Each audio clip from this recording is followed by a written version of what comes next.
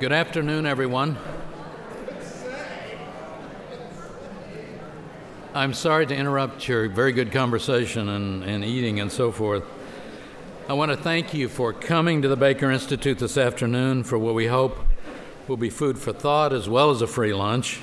We want to thank the Consular Corps for attending today, especially Mr. Watabe and Mr. Yamasaki. We are always pleased to have Ambassador Jirijian join us for these events.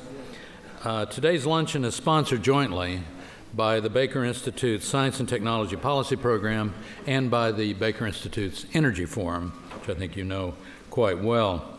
The Science and Technology Policy Program is operated by Dr. Kirsten Matthews and a team of dedicated, smart, hardworking undergraduate and graduate students, many of whom are here today.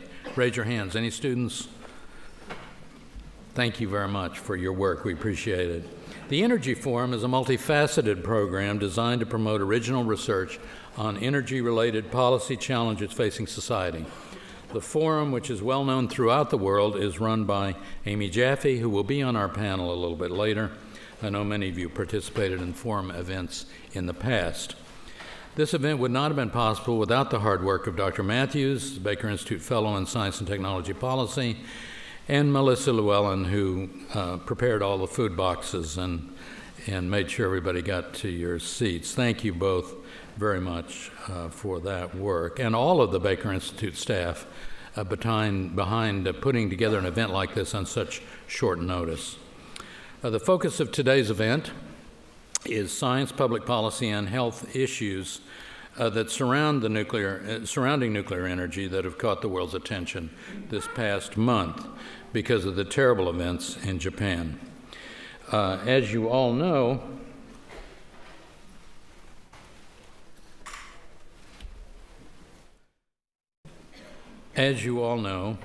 on March 11, 2011, at 2:46 p.m. local time, an earthquake of magnitude 9.0 struck Japan. Some believe this to be the largest earthquake Japan has ever experienced. That will continue to be debated by scientists.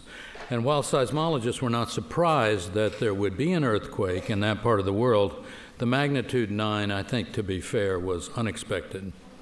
30 minutes later, a large tsunami slammed into the Japanese coast. The waves ranged from 10 to 22 to twice that amount feet high, perhaps even higher. Even after viewing the frightening videos that I think all of us have had a chance to see, it's very difficult to really imagine what it might be like to face waves of that kind. The tsunami moved across the Pacific Ocean, fortunately losing its intensity before reaching the coastline of North and South America. What you're looking at is a computer-generated model of essentially tsunami energy or wave height. As a result of these two events, thousands of people have died, and many more are still missing. Survivors have lost their homes, in many cases their families, friends, and their communities. I think people in this country and across the globe are still stunned and deeply saddened by what has happened in Japan. Certainly our thoughts and prayers are with the Japanese people who are coping remarkably with this disaster. The earthquake and tsunami has caused significant damage to the regional infrastructure, including nuclear power plants. The nuclear power plants at Fukushima Prefecture lost their ability to cool radioactive material in the reactors and the nearby pools containing used reactor fuel. And over the past 4 weeks, Japan has continued its battle to control radiation leaks to keep harmful effects away from their citizens. Tragedy has prompted many countries to reevaluate their own nuclear energy programs by assessing their safety and viability. I understand Germany has halted operation of plants conducted before 1980. Switzerland has suspended its approval process for 3 new plants. Other nations are reviewing their policies and procedures. Even in Texas, I think our Texas nuclear plant is on hold. The goal of today's event is to have a conversation about what occurred, what the impact has been on Japan and Japanese people, and international implications for the nuclear power industry worldwide. Now, before introducing our speakers, I want to let you know about a fundraiser that some of the Rice students, faculty, and staff have organized. It will take place on the Rice campus at Keck Hall, room 100, on April the 13th at 7 o'clock in the evening. So please have a look at the website, which is on here. If you go to Google and just put in Rice 4, numeral 4, Japan, pretty quickly up will come this website. I now want to introduce our experts for today. We're very pleased to have with us Dr. Paul Padley from Rice, Dr. Eric Snyder, UT Austin, Dr. James Cox, Jim Cox from UT MD Anderson, and Ms. Amy Myers-Jaffe from the Rice University Baker Institute, and the bios are in your programs. Now, our first speaker is Dr. Paul Padley. Paul is professor of physics and astronomy at Rice University. He conducts research in experimental particle physics and has worked on experiments at several of the world's leading particle physics facilities, including the Large Hadron Collider at CERN in Geneva. Dr. Padley teaches a course for non-science engineering majors titled Physics for Citizenship, where he and his students explore physics that might affect all our lives, including things like earthquakes, tsunamis, radiation, nuclear reactors, and meltdowns, all of which I think the class has discussed before the earthquake in Japan. Paul, we've asked Paul to give us an brief overview of how a nuclear reactor works, comment on what went wrong with the Fukushima reactors after the tsunami hit, and the immediate consequences of those events. And right after Paul talks, then we'll bring our other panelists forward. I'll introduce them, and we'll have further discussion. So please welcome Paul Padley.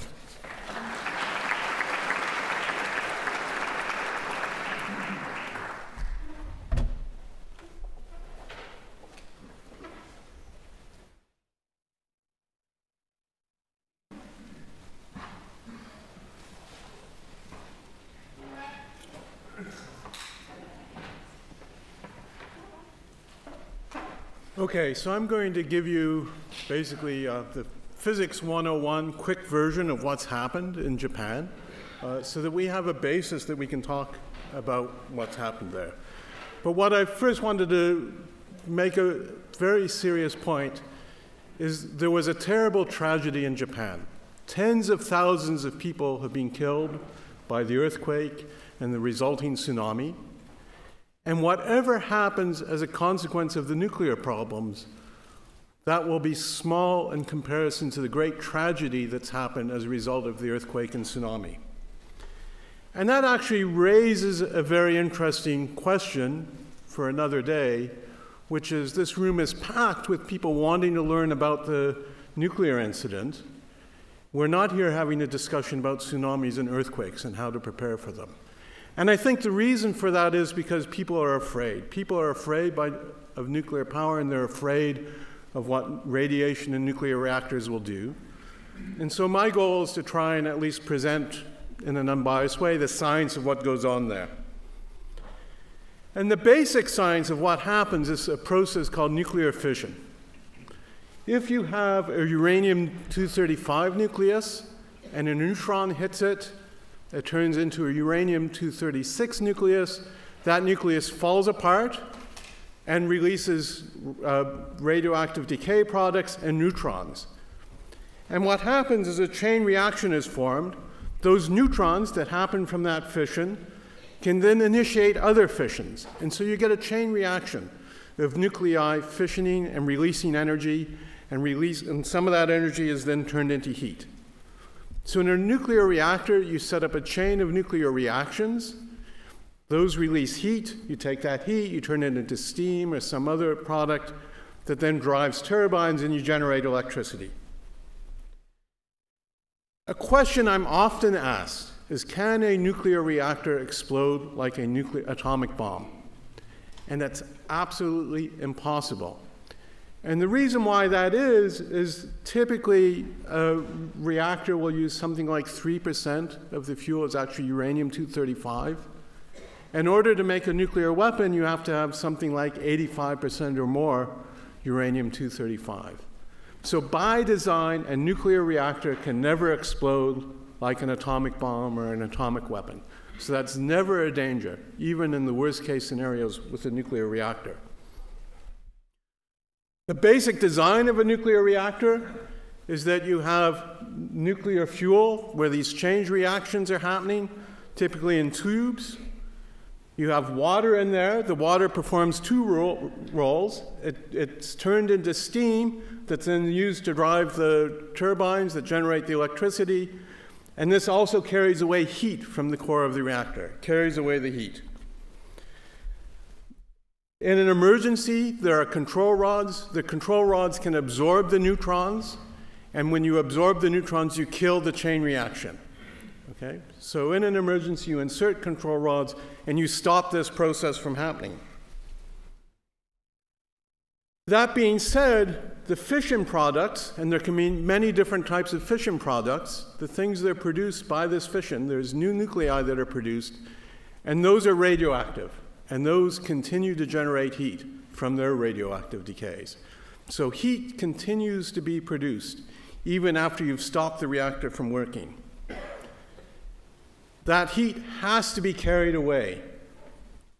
Okay? Otherwise, the plant will just continue to heat up and heat up. At 3 Mile Island, there was an example where there was a loss of cooling. What happened is that the reactor heated up, but the containment building worked. There was very little radiation released. It was minuscule. I've seen calculations. It was enough radiation to cause one possible cancer in the entire US. So the containment buildings are important, and they contain the radiation in a disaster. In Chernobyl, there wasn't such a primary containment vessel. And so when Chernobyl overheat, and there was a massive steam explosion, a lot of material was thrown into the air because there wasn't a containment vessel. In addition, it had what's called a moderator, a lot of graphite that caught on fire, and that continued to throw up lots of radioactive material into the atmosphere. So it was a massive release of radiation. So now we come to Fukushima #1, and what happened here, and here's a cross-sectional view of it. So you have the reactor core, then you have a pressure vessel, so you can't see, and then around that, a very strong concrete containment vessel. An important feature to keep in mind of this design is that you have spent fuel pools that are actually adjacent to the reactor, and in this case of this design, stored above grade. So we all know there was an earthquake that happened, and the reactor responded correctly. The control rods were immediately inserted, and the chain reactions were stopped. However, power was lost, so the pumping of cooling water stopped. Backup generators kicked in, pumped the cooling water. That system ultimately failed, and actually a second level of backup system also failed. So the circulation of cooling water stopped. What happens next actually is a sequence of events that had been predicted by nuclear experts. There's a study by the National Academy of Sciences in a report written in 2006 examining might happen in a terrorist attack, but in this case, this wasn't a terrorist attack, but the situation that played out is essentially the same. And they pointed out what would happen if spent fuel pools lost their cooling. And then the same physics applies to what happens in the core. And the fuel rods that the fuel is in are made out of zirconium alloy, and that's because it's very transparent to neutrons. But when zirconium alloy heats up, it can react with steam and produce hydrogen, and it can burn. And both of those things appear to have happened in Japan.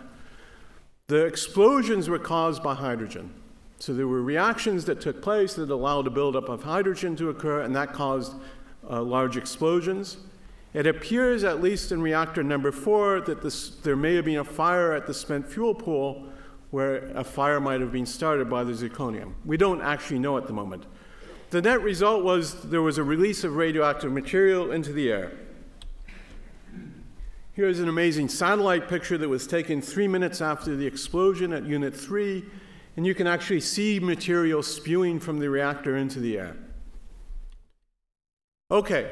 So we've had a release of radiation. It's to be determined how much. So what is radiation? What can it do? any material, any element can come in different isotopes, which means it has a different number of neutrons in the nucleus. Some isotopes are unstable, and they can decay in a variety of ways. And how they decay, how fast they decay, depends on the isotope. Okay, so you can have alpha rays emitted. Alpha rays tend not to penetrate very far through material. In fact, even exposed to an alpha ray source outside your body, it will tend not to penetrate your skin. Beta rays are electrons being emitted from a nucleus. That's another source of radiation. They're somewhat more penetrating. And then gamma rays can actually penetrate through a lot of matter. What's common to all these three types of radiation is they're examples of ionizing radiation. When these particles come through you, in the case of gamma rays, there's conversions, it's not important. When these particles enter you, they can break chemical bonds in your body. Their impact is worse if these materials are actually inside you, but they will break chemical bonds in your body, and that includes the DNA in your cells. And that obviously has health consequences. In order to measure the health consequences, there's two sets of units that are used. Something that measures the level of danger is a unit called the REM. Okay, that's typically used in the US. The international unit is sieverts. They differ by a factor of 100, and I'm going to use REM. And you often see millirem. That's 1,000th of a REM. So an immediate danger from exposure to a large amount of radiation is radiation poisoning. Basically, there's so much chemical damage to your cells that their biological function collapses. Below about 100 REM, there's probably not a lot of harm. 100 to 200 REM, you start getting sick. By 300 to 500 REM, you have a 50% chance of death. And by 1,000 REM, you're more than likely to die. And it's actually a pretty awful way to die. The closest analogy I can think of it is like getting a sunburn on the inside in your internal organs. The rate matters, though. The rate of the exposure matters. 200 to 300 REM delivered over a year is not a cause of radiation poisoning. Your body clearly has ways that it can mediate and repair radiation damage. This isn't well understood. And so the rate is an important issue. But the other thing radiation can do is cause cancer, because it can break your DNA bonds. And it's assumed that the danger of incurring cancer is linear with the dose that you receive. And that's a safe presumption. It's the guidance. There's a panel of the National Academy of Sciences called the Biological Effects of Ionizing Radiation. And version 7 of that panel has a set of recommendations out that basically says use the linear model. It may be wrong at low doses, but this is the safe, and we don't really know that it's not true at low doses. And so you just draw a straight line. So what is not controversial is that if you get a 10 to 50 REM dose, you increase your chance of cancer. At 10 REM, it's about 1%. At 50 REM, it's 5%. And it increases linearly with dose.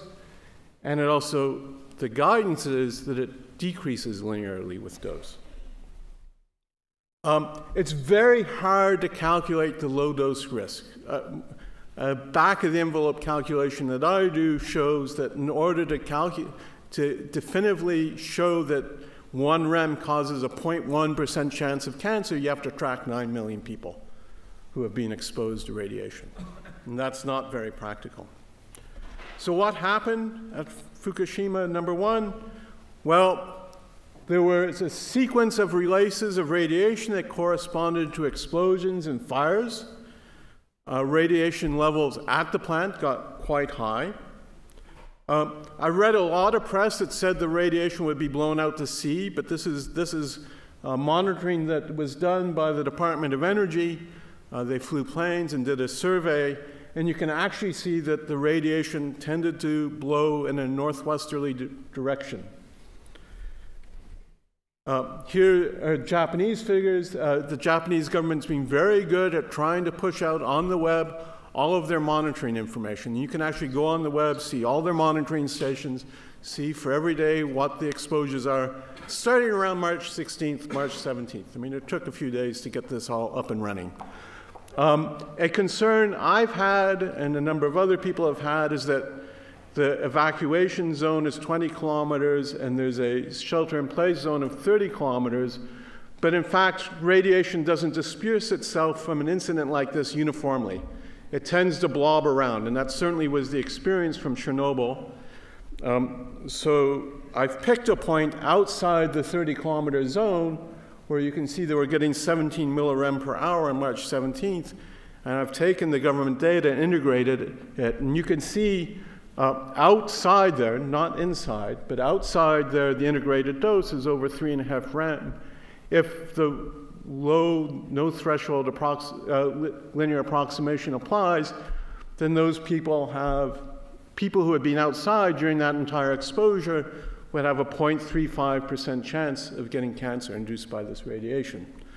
I think at the moment the Japanese government is going to evaluate exactly what areas have to be evacuated long term.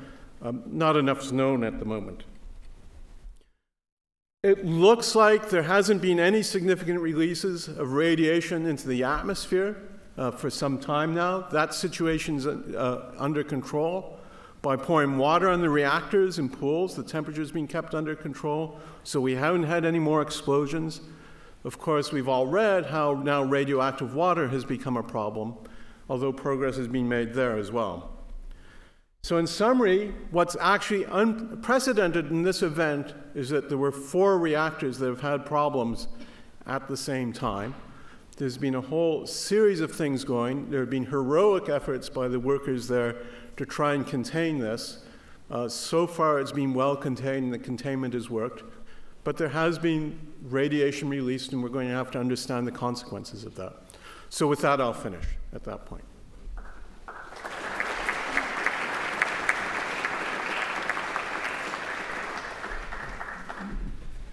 Let me ask thank you very much, Paul. Let me ask our panel to come forward, and I'll introduce them as they're coming up. We're very fortunate to be joined, as I said earlier, by Dr. Eric Snyder, Jim Cox, and Amy Myers-Jaffe. Dr. Snyder is a nuclear engineer and an assistant professor of mechanical engineering at the University of Texas in Austin. His research focuses on nuclear fuel cycles and next-generation nuclear energy systems. He also works on the technical aspects of nuclear facility safety and security.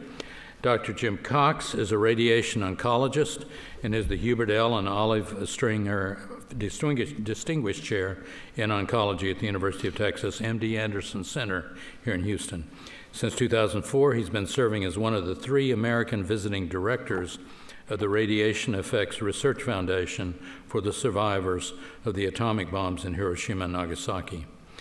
Ms. Amy Myers-Jaffe is the Wallace S. Wilson Fellow in Energy Studies and the director of the Baker Institute Energy Forum, co-sponsor of today's luncheon, and her research focuses on oil geopolitics, strategic energy policy, and energy economics. So before we take questions from the audience, which we certainly want to do, I want to ask one question to each panelist and then give the panelists a chance to interact. And so let me start with Dr. Snyder. Given similar natural disaster conditions as Japan, are nuclear plants in the United States better prepared in case spent fuel pools lose their cooling? Do we need to reassess our safety standards? Okay, so I'd like to start my answer to that question by describing, this may sound like it's a sidetrack, but it's really not, the difference in the way that the regulatory agencies that regulate the design and safety analysis of nuclear power plants work in the US versus Japan, right? In the United States, we have the Department of Energy, which develops technologies, nuclear reactor designs and other technologies, and the Nuclear Regulatory Commission, completely independent of that, right, which regulates plants and enforces safety standards. In Japan, right, these 2 functions have been combined into a single ministry, right? And I think that what that's led to is a less rigorous regulatory environment in Japan, arguably. I could get in trouble for saying this, right? where the big differences are, in the United States, there's a lot of emphasis on risk assessment, right? On understanding the consequences as well as the likelihood of accidents like the one that we saw, right? And so to give you an example, at Fukushima, what was mentioned was that there was a earthquake which took out the power from to the reactor from off-site, right, which means that the reactor was no longer connected to the grid. Nuclear engineers designed for that. We expect that that could happen. And then there was a tsunami that took off the power on-site. It disconnected the diesel generators, which kept the pumps that were pushing the cooling water through the reactor core functioning, right? And this is also anticipated by nuclear engineers, right? What happened after that, there was a third system that kicked in that operated on battery power, right? Essentially steam-driven pumps that operate off the turbine, right, to drive cooling water through the core. And those operated as designed, right? These plant systems operated well, but the battery lifetime as well as the overall temperature within the reactor core, right, limit the time period in which the system could operate, right? So then we get to points where we have questions. We're not quite sure about the sequence of events yet, right? What should have happened, if you look at the U.S. risk-informed procedure, right, at that point, you look at the pressure inside the reactor vessel, right? If it's getting too high, right, which means that there's a risk of an explosion inside the reactor vessel, which could damage the vessel and cause a release. By the way, this happened at Reactor 2, evidently, right, in part of the vessel itself. You depressurize the vessel. Evidently, in Japan, this could have been done more quickly, right? At least if you look at the guidelines in the United States, right? A second issue, right? This what is sometimes portrayed as pumping seawater into the reactor core is portrayed sometimes as a desperate throw, right? As something that was really off the cuff. That's not true. Right, this procedure, it's called feed and bleed in the industry, right? You may have heard it called such on the news, right? It's practiced routinely, right, in drills at all power plants in the United States. It's recognized that if you lose power, right, from off-site and if you lose your diesel generators, this is called a station blackout, you don't have any power at all, right, you have to operate under feed and bleed, which means that you pump water from somewhere else into the reactor core to keep it cool, right? So it wasn't a desperate ploy at all. It's part of what we expect we need to do under a very rigorous set of circumstances. I think that there were two issues there. One is that arguably feed and bleed could have been started more quickly, right? The issue with that procedure, once you're pumping water in from outside, right, is that you have to then allow the water to fall out of the core into the containment building, right, as the pressure builds up, you have to vent steam to the environment, necessitating a little release of radiation, right? I think that in their reluctance, maybe from a misapprehension of the relative risk of their courses of action, right, in their reluctance to release any radiation at all, right, TEPCO may have delayed the start of feed and bleed too long, right? And this is where, you know, their decisions taken under limited information by folks with incomplete information about the situation. And it's really easy for us to say something like that in hindsight. We have to look at it as a lesson learned, right? Also, I think TEPCO may have had a different way of looking at the risk, right, of these events happening at the same time, an earthquake and a tsunami, right? In the United States, for instance, Diablo Canyon, a picture was shown of a reactor in California that's in a similar earthquake zone, right? At Diablo Canyon, for instance, the diesel generators that were lost to the tsunami at TEPCO are significantly higher on the cliff face, right? So that the tsunami that hit Fukushima would not have damaged the diesel generators at Diablo Canyon. Another situation at Fukushima, right, is the necessity to pump seawater into the core, Right, seawater, as you can imagine, it's corrosive stuff. It contains salt. And this actually impedes over time the cooling of the core. At Diablo Canyon, there's a reservoir above Diablo Canyon, the reactor, that's fresh water that can be fed by gravity down if this procedure is necessary. Right, so to conclude, I'd say that as an engineer, it wouldn't be honest for me to say this cannot happen, but I think that there are structural steps and regulatory measures we've taken that make it demonstrably less likely for a similar event in the United States. Thank you very much, Eric. Next question is for Dr. Cox. Paul Padley commented on, gave us some insight into radiation, what it does to the human body and what the risks are, but could you describe for us possible short and long-term impact of radiation exposure from this particular set of incidents at the Fukushima nuclear plants? Well, I think the events in Fukushima were really quite terrible, and the real events, as was very nicely put out, that caused loss of life were the tsunami, primarily, not the earthquake itself so much as the tsunami that followed. Now, what's happened with the radiation release is that it has occurred. There have been valiant efforts to contain it by radiation workers who are expected to be at the site and expected to be exposed to a certain degree. And those workers are at greater risk for long-term effects from ionizing radiations. I don't think that they were at risk for the levels that have quite rightly been pointed out as causing symptoms from radiation illness. I don't think they got doses of that order of magnitude. These people were monitored, they were rotated, they were spelled so that they wouldn't get too much exposure continuously. And the Japanese, if anyone, have been incredibly careful about monitoring and taking into account the risks to the workers. Now, for people nearby who have been exposed to the products of fission, and the ones that I think we're concerned about primarily are isotopes of iodine, I-131, and of cesium, cesium-137. And those can get into the environment, they can get into the water, into the milk, into other kinds, into vegetables, and they could be consumed.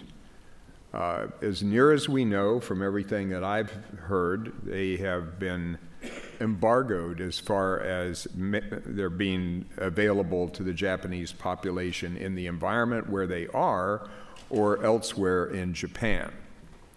So they've been measured in the water and they've been measured in the air. The amounts that have been measured in both have largely been without great risk to the population. There is no zero risk, as has been pointed out. There's a linear extension of the curve to zero, or a straight line to zero. And so there's no dose that is considered safe. Now, on the other hand, and I brought this paper with me, and there's some at each one of the tables, I believe, it's important to point out that radiations are a fact of life. We are surrounded by ionizing radiations all the time, every day, awake or asleep. We can't avoid them. If you take a flight from here to Tokyo, you're going to get more. If you live in Denver, Colorado, you're going to get more.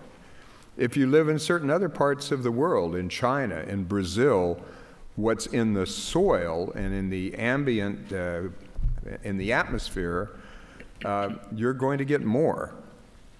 To the best of our knowledge, the studies that have been done in all of those populations thus far have not been able to measure any different effects than would be seen by you or me at more or less sea level in Houston.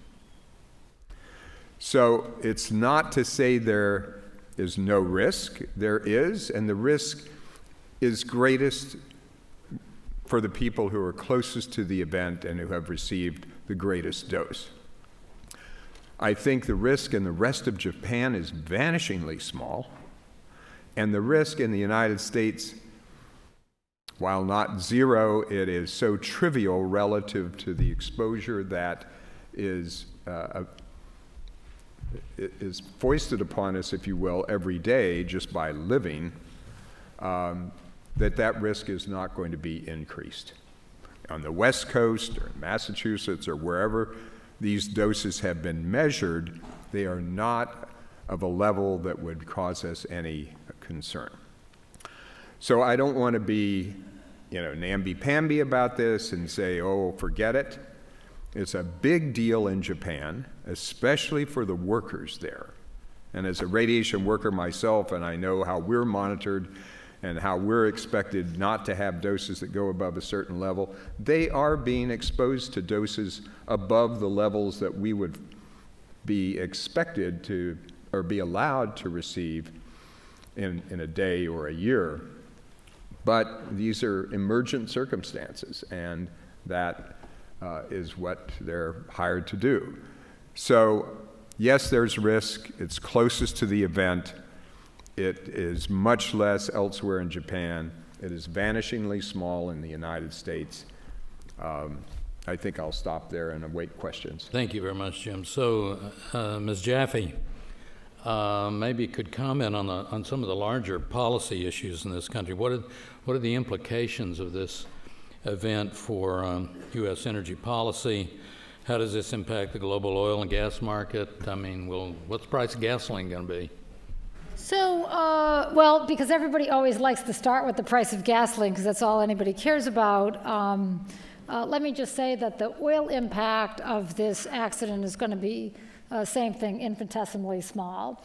And that is because even though one could expect that Japanese oil industry will make larger purchases, or the electricity industry will make larger purchases of fuel oil or crude oil for direct burning to replace the electricity that was going to be provided by nuclear power.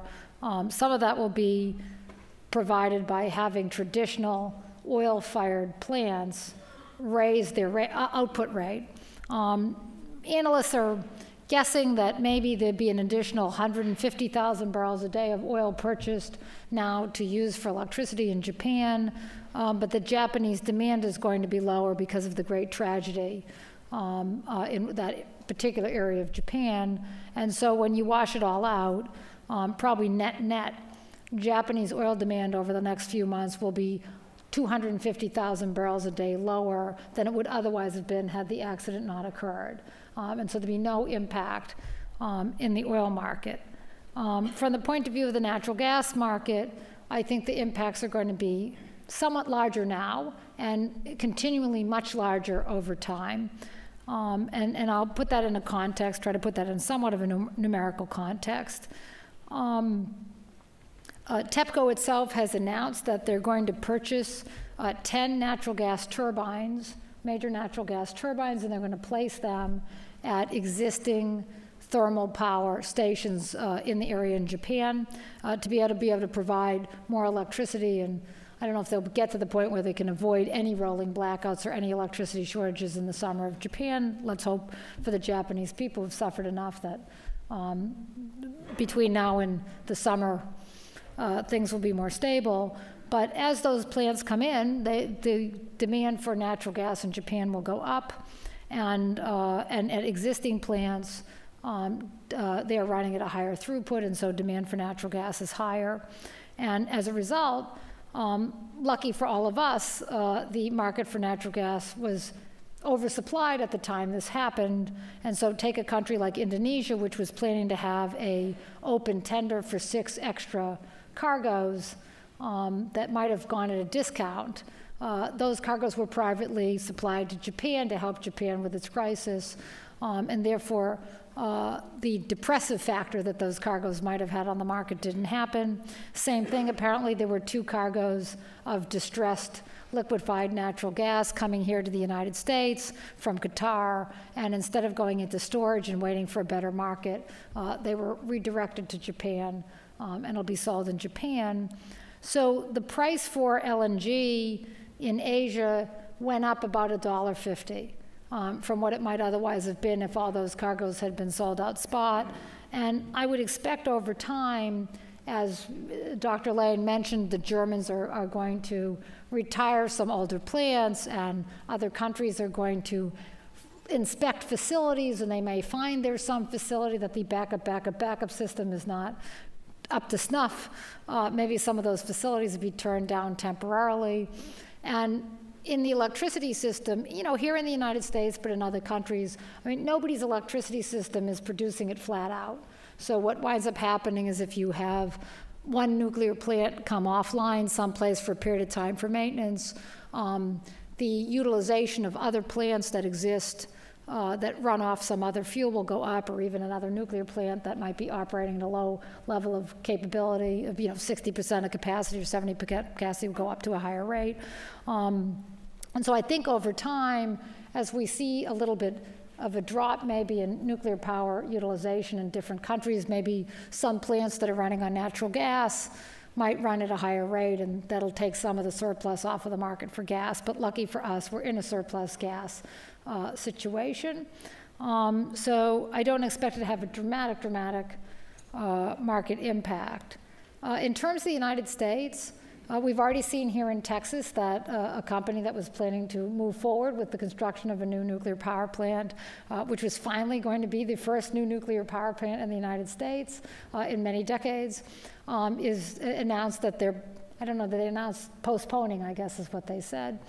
And I think that, and part of the reason we're having this panel is that really understanding what are the backup systems for all of these plants.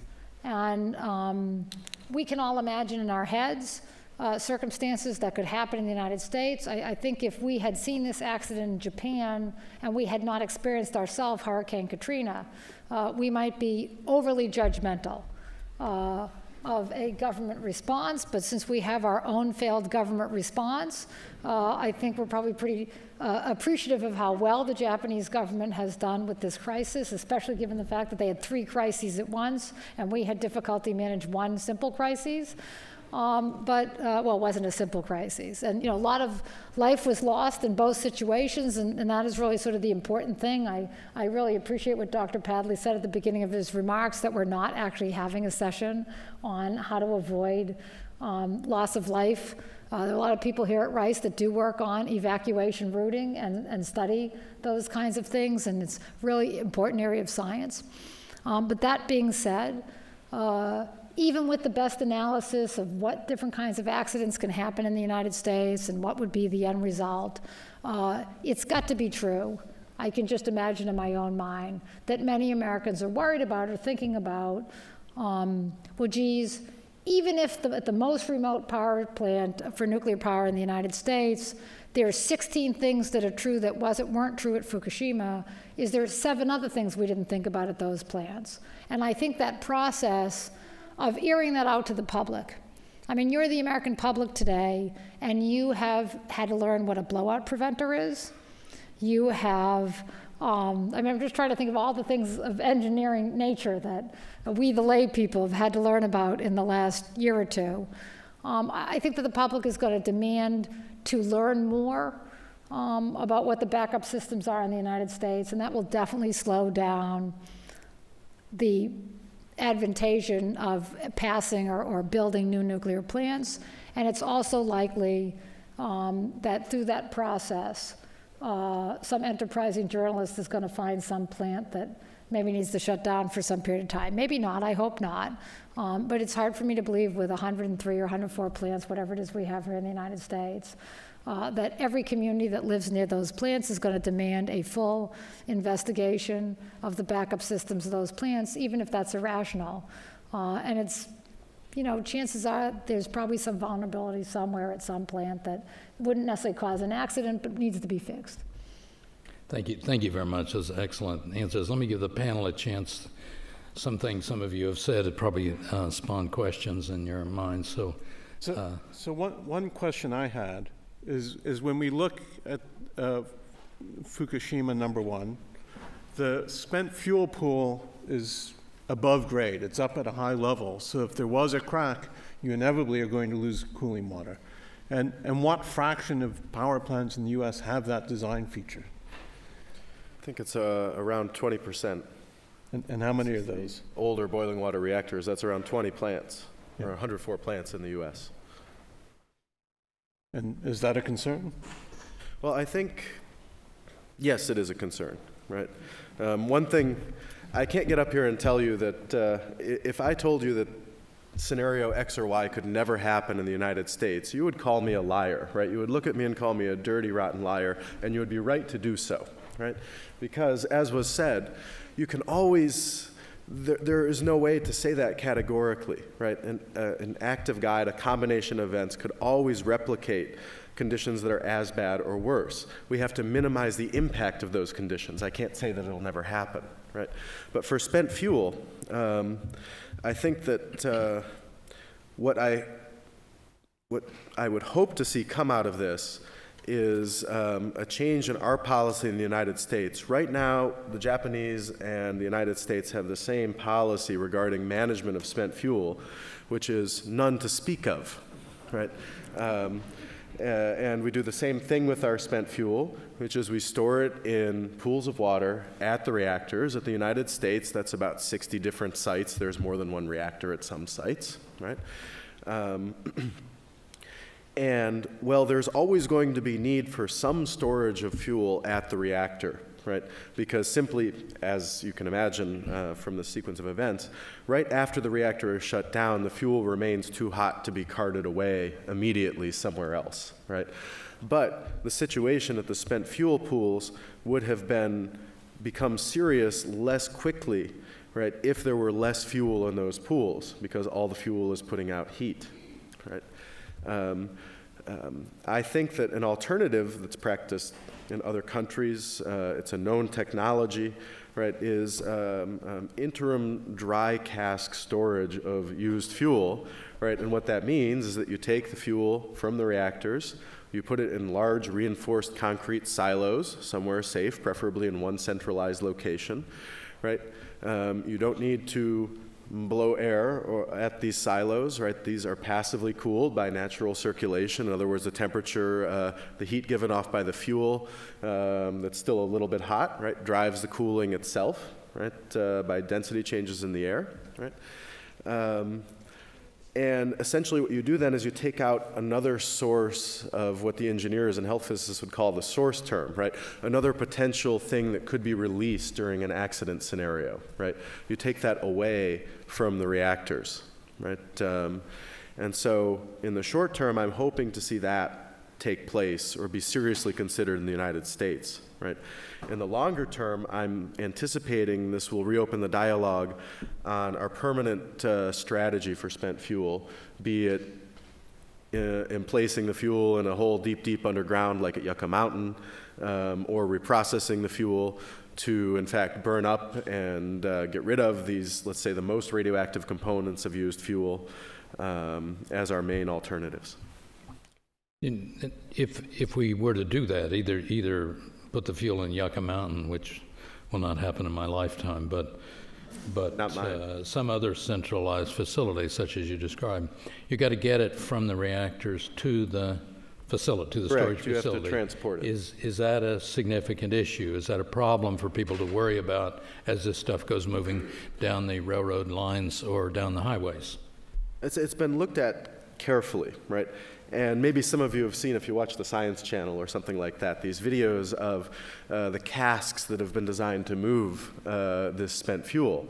Right, these are the casks that they drop from 100 feet up on a big crane, right, that they put on a railroad car and ram into a concrete wall at 60 miles an hour, right, to make sure that they maintain their structural integrity.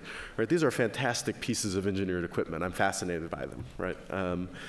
And so given that they're very hard to break open and that they're designed so that if you're standing by the vehicle as it passes by, right, you would receive no appreciable dose. I'm comfortable with the transportation of used fuel as not contributing significantly to risk. Other panelists have questions of one another or follow-up comments before we turn to the audience? Okay, we're going to turn to the audience. I don't know that we have mics around today, do we? We do, so please raise your hand and we'll bring you a mic. We'll just start here and work our way around. Yes, really two questions, and I'm not sure which of y'all would be more appropriate to ask. One is the design of these reactors. How common is this design, and do you know the name of the companies that did design these reactors? These are General Electric Mark I boiling water reactors, of which there are about 24 that are similar in the United States. And the other question is, could you equate the amount of radiation that's been given off so far to, say, an airburst explosion similar to one of the bombs that hit Japan, 50, 60 years ago? The yield of the two bombs that were dropped on Japan, the Hiroshima bomb was equivalent to 16,000 tons, and the Nagasaki bomb was about 21,000. These are of an enormous order of magnitude beyond anything that is even conceivable as far as the reactor environment is concerned. It does prompt me to make one comment about cancer risk, however. Since I've been involved with the Radiation Effects Research Foundation, I've been watching them carefully monitor the survivors of Hiroshima and Nagasaki. Surprisingly, there are still about 40 or 45% of those people still alive. When you look at the overall risk of cancer, there's a background of cancer for those who have never been exposed to such a dose of radiations, let's say 2 rem. People are at risk for getting cancer the older they are, and so on and so forth. When you look at the excess risk in the total population of those exposed at Hiroshima and Nagasaki, which is of the order of about 120, 150,000 people still being studied, or originally being studied, the total number of increased cases of cancer in that entire population is a little under 1,000. So cancer risk is huge if you look at it on the basis of the 9 million people that would be exposed, but if you look at it realistically in a population of people, let's say the size of Houston, the cancer risk is exceedingly small, even for those who were exposed at Hiroshima and Nagasaki, notwithstanding that a lot of people died in the first 3 to 5 years of the explosion. But I guess I would add one point. One of the lessons from Chernobyl was there was a clear increase in the rate of thyroid cancer amongst people who were exposed to iodine as children. Yes. So if you were a child, they didn't stop the consumption of milk, dairy products, and other produce that had been contaminated with iodine. And children who consume those products have shown a clear increase in the risk of cancer. And there's something like 6,000 cancers from that population. That's right. I'd go out on a limb and say if the consequences of this terrible event to public health, right, are avoidable, and the greatest consequences would be mismanagement of material that might enter the food chain. Right. Let's take one over here, and then we'll come back across and go back. I know that at Chernobyl there was, it's called the zone of exclusion, I believe, an area that's sort of cordoned off, that's littered with radiation still. And I've been listening, and you've been saying that there's not really that much of a release, and the relative risk is minimal.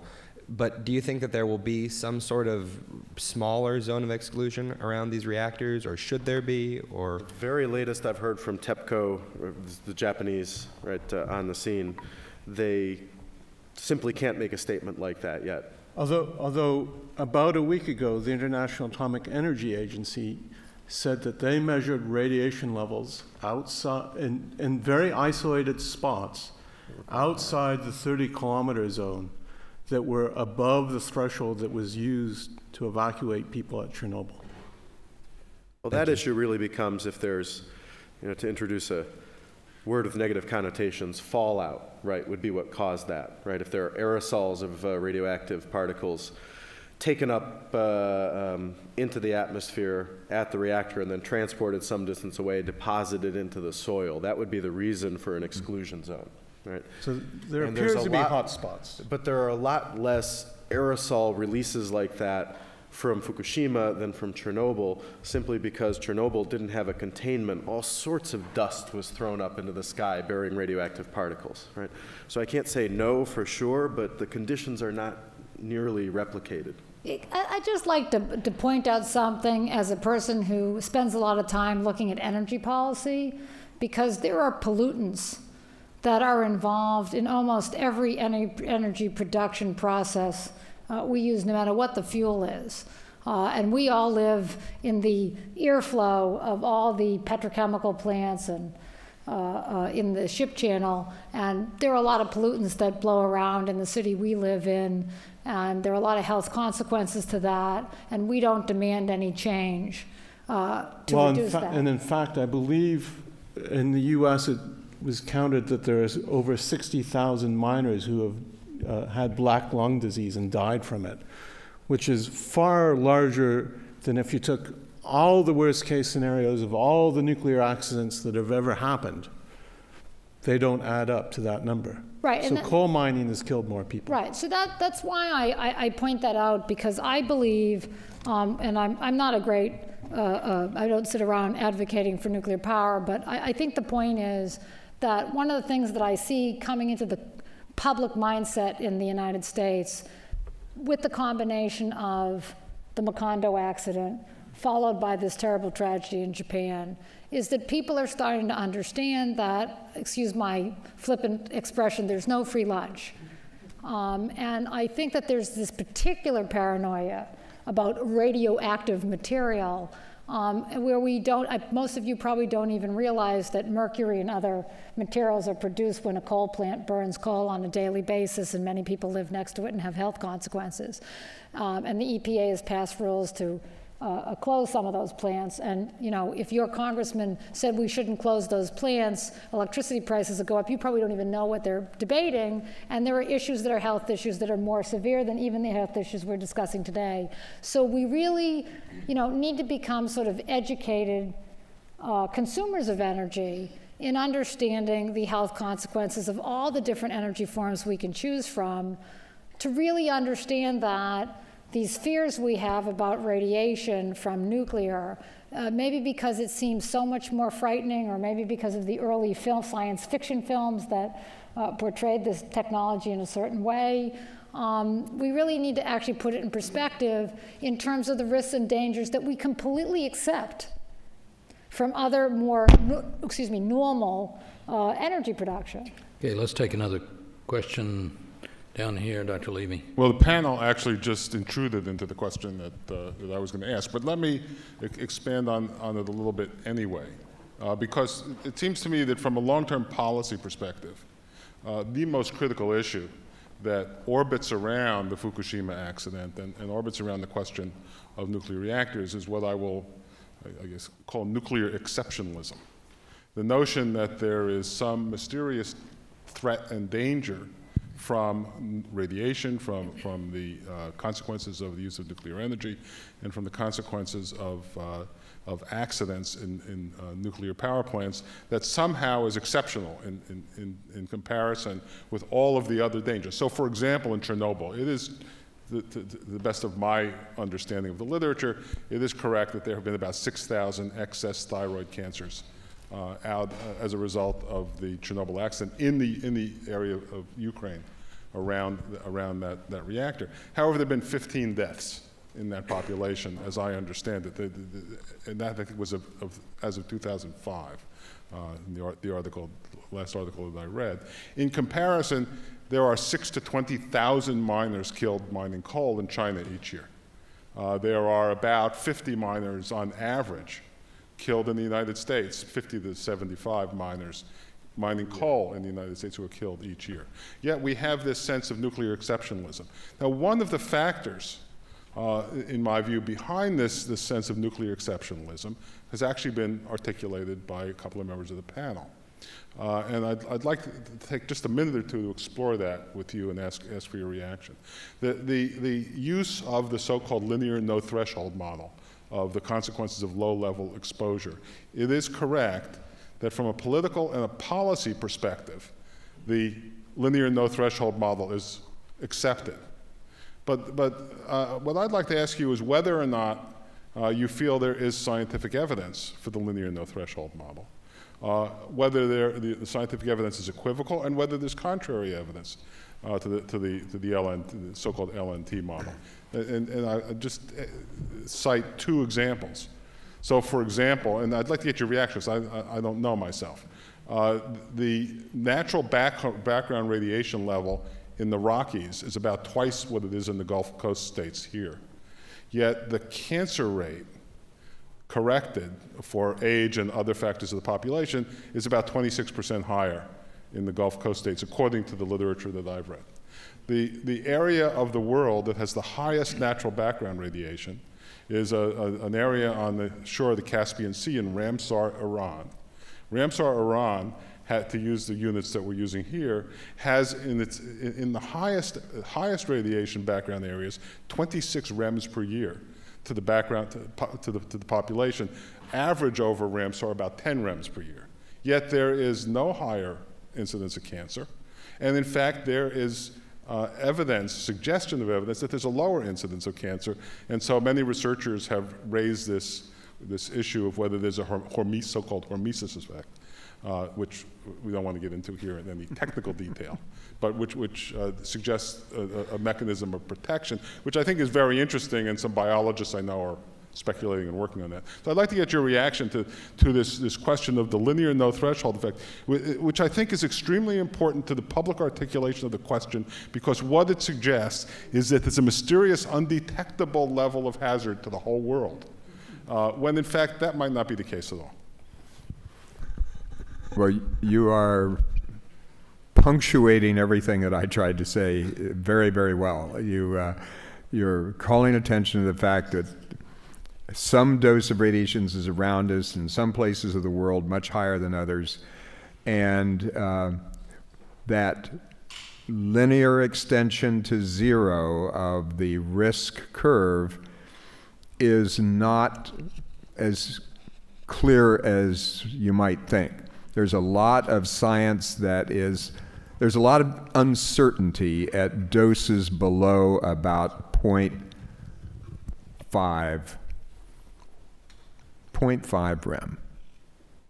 Yeah, and I think it comes to the point I tried to make in my slides, which was if you want to, you just do a simple counting statistics problem. If 1 REM is 0.1% risk of cancer, if that's a true statement, then you have to take 9 million people who have been dosed with 1 REM, track them for their entire lives, and you have to take a sample set of 9 million people who otherwise match those first 9 million and track them for the rest of their lives. And so you can't actually pull the statistics out from the data to answer the question. And I don't know of any case where that can be done. And so the linear no-threshold model is safer. It's, if anything, overestimating the risk. I just want to underscore, there may be contrary evidence already in the literature and seemingly firm. So I don't want to press that, but I think even... Yeah, so the national academies looked at that evidence, and their conclusion was, their conclusion was you can't draw that statistical conclusion. I'm not going to argue with them today. Jim. Yeah, I guess I come down a little bit more on the degree of uncertainty. I would sort of echo what you're saying. I won't go so far as to say I believe in radiation hormesis, which is that it makes things better for people at low doses. But the uncertainty there is real, and in all of the Hiroshima and Nagasaki follow-up experience, there aren't enough people who were exposed at those dose levels, no matter how meticulously they've tried to identify the doses, they don't have the data. And we won't get the data any other way, God willing. So there is one way to get the data, which is if everybody's medical records were kept in a national database and you knew their exposure from medical x-rays and that, then you could maybe build up a large enough statistic. But there's maybe lots of other issues with the government holding all your medical records. I think the level of uncertainty there would be pretty high, too. We have time for one last quick question. Where is that? I have the microphone here, back here. Well, then we'll take two final questions. Okay. Let's start here, and I'll come back. Okay.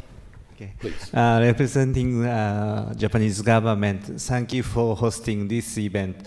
I have a quick question that recently many countries started to restrict Japanese products and even banned Japanese products to import. I would like to ask your comment on that. So let me elaborate to the panel. I even heard a story of a woman who did not want to receive delivery of her Toyota vehicle because she was concerned it would release her to radiation poisoning. So I read that one of the car manufacturers, and I don't remember which, was proactively scanning their vehicles before they shipped them out. And I think that's actually good business sense on their part. I think it's good business sense, but I think it's naive. Yeah, absolutely. The real danger would be from consuming material that had radioactive isotopes on it. Then there's a clear danger. All these dangers from isotopes are much, much greater if you consume the material. Mm-hmm. And there's been stringent controls put on taking produce from the prefectures where they've shown excessive levels of radiation. And that's the right thing to do. And as long as those measures are in place, that's fine. It's clear seafood is going to sort of a new thing, a little harder to control. And I think the Japanese government has said they will monitor seafood. And so as long as you're not consuming, and that being said, I mean, if you had a head of lettuce that came from Fukushima prefecture and ate it, you would not get enough dose to do anything. It would not have any measurable effect whatsoever. If you ate a head of lettuce every day from Fukushima prefecture, yes, over a year that would build up and cause problems. So obviously the local population consuming the local produce have an issue with that produce. But even eating one head of lettuce from there is not going to come close to giving you anything resembling a dose that would be in the least bit dangerous. But that said, we're not actually making any recommendations about the lettuce market or price of lettuce or anything like that. So one last question. Actually, I have two questions. One is a little bit what you just said about the seafood. I'm reading that they are now reintroducing water that has been exposed to the reactor back into the ocean. And I'm wondering what kind of effect that may have on sea life, et cetera, and also the measurement. How different is it water going, or radioactive water going into the ocean versus measurement of radioactivity going into the air? Second question is, what is the ultimate deposition of these plants? Are they looking to be able to salvage them, or are they just preparing them for complete abandonment and cement them over or whatever at this point in time? So I think for radiation entering the sea is huge, and it will be diluted to such a level. And then the problem is if you have sea creatures that are exposed directly to it, and then that entering the food chain, and so you have to monitor that. They've already decided those reactors are finished. And the news reports from Japan I'm reading today is Toshiba's trying to get the contract to go on a 10-year program to close those down.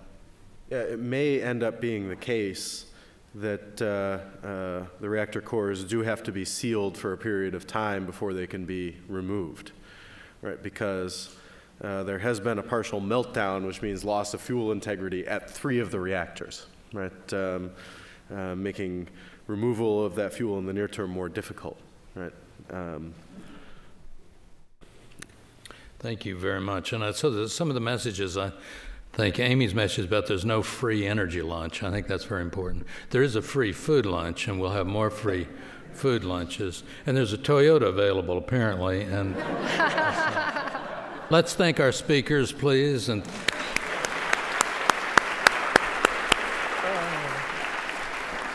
thank you, ladies and gentlemen, and don't forget the fundraiser the students, faculty, and staff are putting together. Again, have a look at the website. Thank you all for coming.